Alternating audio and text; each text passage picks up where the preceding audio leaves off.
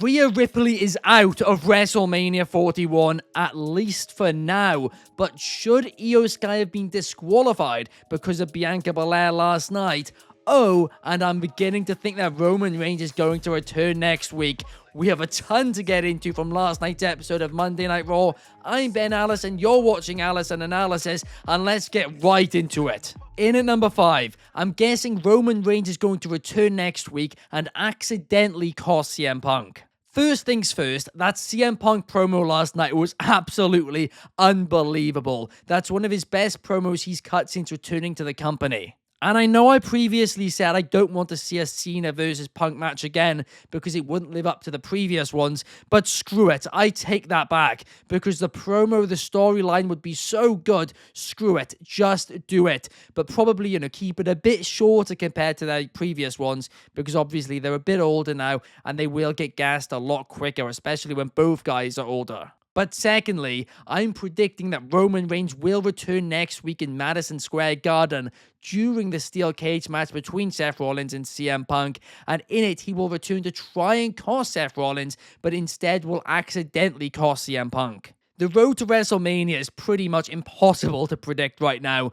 but I'm still going to predict a triple threat between CM Punk, Seth Rollins, and Roman Reigns. I think that's what they're building to, but I guess at the same time, maybe they could be building to Cody and CM Punk versus Rock and Cena on Night 1 of Mania. I don't know. But I think they'll do the triple threat. And if they are doing that, right now Roman Reigns' beef is with Seth Rollins and CM Punk's beef is with Seth Rollins. So they need to find a way to really make the tensions between Roman Reigns and CM Punk blow up and go to another level. And Roman Reigns accidentally costing CM Punk in the match next week would be one of a few ways to do that. So that is going to be my prediction as of now. In at number 4, the Gunther and Jey Uso feud is getting really stale really fast. The issue heading into this feud was the fact they had 11 weeks, I think it was, to fill, and that is really, really difficult to do. And at the time, I did a YouTube video of different ideas they could do to, really make this feud last, but still make it compelling.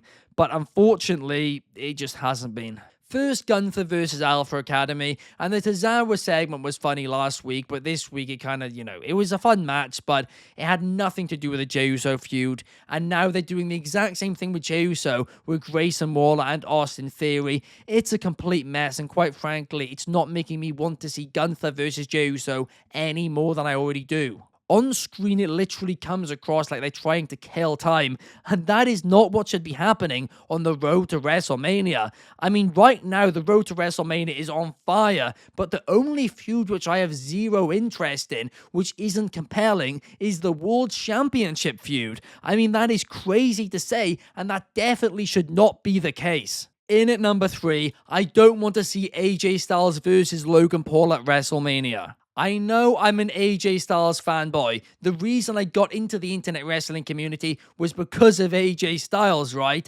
But this could be, very possibly could be, his final WrestleMania match. And no way should that be against Logan Paul in a singles capacity. He's hinting at his retirement in pretty much every interview right now. Plus, there's rumors that his contract potentially could be up this year. So perhaps he could finish things off in AEW. A lot of people are predicting that. I don't know. But the fact is, there is a real possibility this could be his final Mania. Now, don't get me wrong, it's better than Cena versus Logan Paul, which was the match which I was originally predicting and dreading, but it's not much better, to be honest with you. I mean, I would much rather a six-man ladder match for the Intercontinental Championship, which involves AJ Styles and Logan Paul. So perhaps Braun Breaker versus Finn Balor versus Logan Paul versus AJ Styles versus Penta versus Ludwig Kaiser or something like that. I would love that. That would be thoroughly entertaining and way more interesting to me than a Logan Paul versus AJ Styles Cena match, at least on the WrestleMania card. Don't get me wrong, I'm sure it'd be a fun match, right? I don't know, I want more. Maybe I'm just greedy. Maybe it's that. Before we get into number 2, we need to clear up something from last night's episode of Raw. Should Io Sky have been disqualified because of Bianca Belair? So first things first, we can see that Rhea Ripley shows unreasonable offense against Bianca Belair as Bianca Belair fell over. Now, if this was the other way around, you actually could argue this should be a DQ because Belair falls to the floor and is clearly hurt. Now, Bianca Belair isn't in this match, so it's completely fine, but technically wrestlers aren't meant to touch people on the outside, so it should be a caution here, but it's very rarely enforced. Next up, Bianca Belair gets up and you can see she pushes back with a push of her own. Now, Rhea Ripley doesn't show any clear signs of being hurt and only goes slightly back against the apron. She is very clearly fine and this should not massively impact how she performs in this match. So therefore, at this point, this should not be a DQ. Rhea Ripley then responds with a much stronger push that sends Belair flying back once again. Now at this point, Jessica Carr runs over to get involved and to issue a caution to both wrestlers correctly. Fantastic refereeing from Carr here. But before Carr issues the warning, Bianca Belair pushes a lighter push once again. And again, this is reasonable force. Rhea Ripley is not injured and the caution had not yet been issued. Jessica Carr then correctly issues a caution to both women, and both women respond respectfully towards the referee. Therefore, the on-field decision will remain, and it was a correct call. No DQ, the match can continue. Unless Io Sky is an Arsenal fan, in which case this should be a 10-month ban for Io Sky. But before we do get into the top 2 key findings, if you guys could leave a like, comment, and subscribe on this video, that would be massively appreciated. Here at Wrestling Republic, we create between 5 to 10 free videos every single week, and in addition to that, we have a live daily stream every single day at 8 p.m. UK time, 3 p.m. Eastern over in America, and 12 p.m. Pacific in America. I hope to see you guys there. In at number 2, surely we are getting Io Sky versus Bianca Belair versus Rhea Ripley at WrestleMania. And if so, I will be delighted. Now, firstly, this is a brilliant way over the next few weeks to tell a story and to keep it interesting on the road to WrestleMania. Shard compared these 3 women last night to this generation's 4 horsewomen, and honestly, I do think that is a great comparison to make. They are probably my favourite 3 women's wrestlers in WWE right now. And to me, Rhea Ripley, and I say to me, I think it's pretty much a fact, Rhea Ripley is the biggest star women's wrestling has pretty much ever seen. Definitely right now. In my opinion, Io Sky is the best women's wrestler in the world. And as a full package, in-ring, promo, all of that, I'd argue Bianca Belair is the best full package women's wrestler in the world. So these 3 together, it is absolute money, and it is a WrestleMania main event, no doubt about it. I mean, I'm so excited for this. You guys know me. I mean, I was on the Io Sky train since her days in Stardom. I mean, she was absolutely incredible there. I really do think she's been the best in-ring women's wrestler for the past 5 years plus.